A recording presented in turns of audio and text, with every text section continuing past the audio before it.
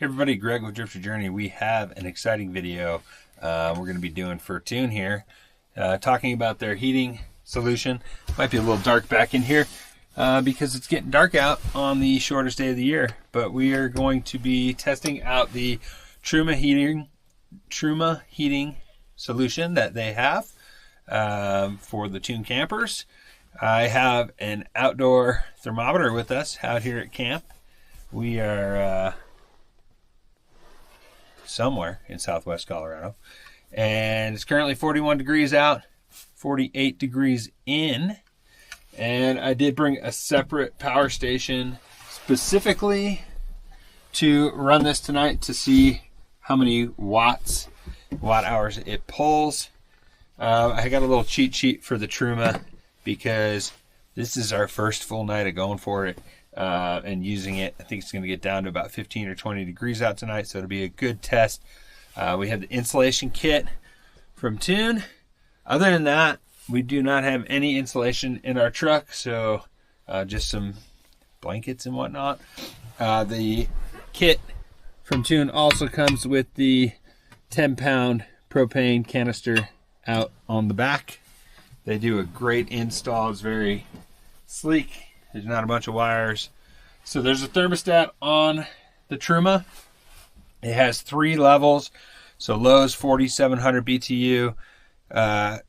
Operating level 2 is 8,900, and level 3 is 11,500. So in the past, we've had a gas S-bar heater in one of our vans, which we really disliked.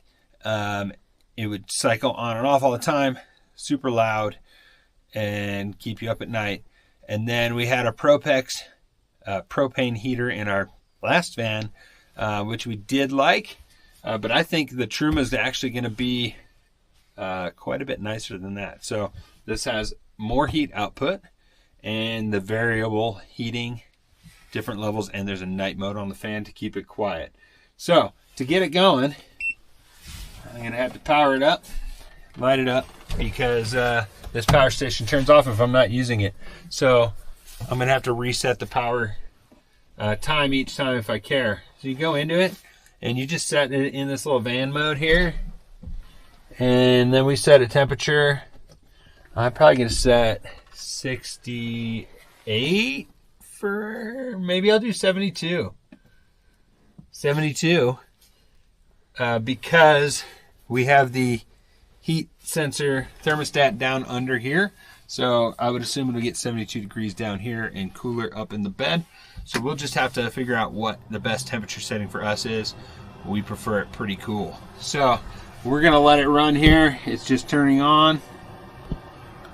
Hopefully there's still propane in the line from the last time I gave it a quick test at home. If not, I might have to cycle it a few times if there isn't propane still in the line. It'll just throw an error code, just reset it and go again, and it'll turn right on. But I don't believe that's going to be an issue. We are pulling 2 watts right now. So I think that says 21. Oh, I lied. I missed it. It was the wrong angle. 16. Flashing. Okay, so I got an error. I got to reset it.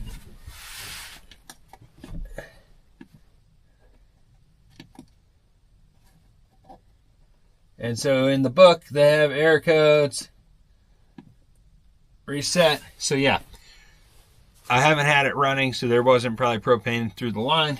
Just turn it right back on, and hopefully it'll go here on the second try without issue.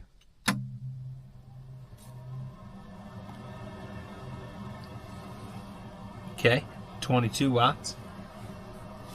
So 20 some watts on startup, pretty minimal.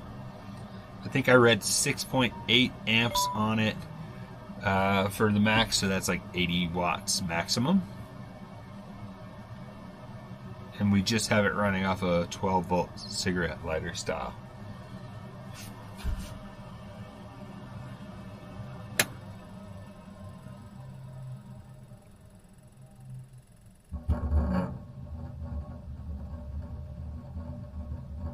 Sounds I promising. think we're burning. Another thing I like about the Truma, the exhaust tube and the air intake actually go out the same hole. So we'll swing you around to the front of the camper, or we'll show you a picture or video of it. But that's really sleek, so you don't have to drill multiple holes. It's just one hole through, and Toon did that for us. To be realistic, I was actually thinking about doing my own install for a heater, but it's really convenient to have them do it, and it's no wires to deal with, and it looks really good. All right, so we're running. And so then I currently have the fan set on auto.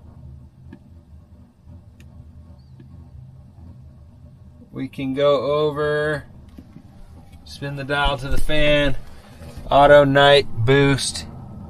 So I'll leave it on auto and we'll turn it on night when we get ready to go to bed, and then see how it does on a cold night. I think I said it, but 15 or 20 degrees tonight.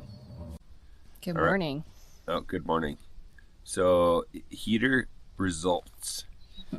We left it in night mode all night, which only draws 15 watts at a time. It's very quiet. I cranked the heat all the way up so it would run all night.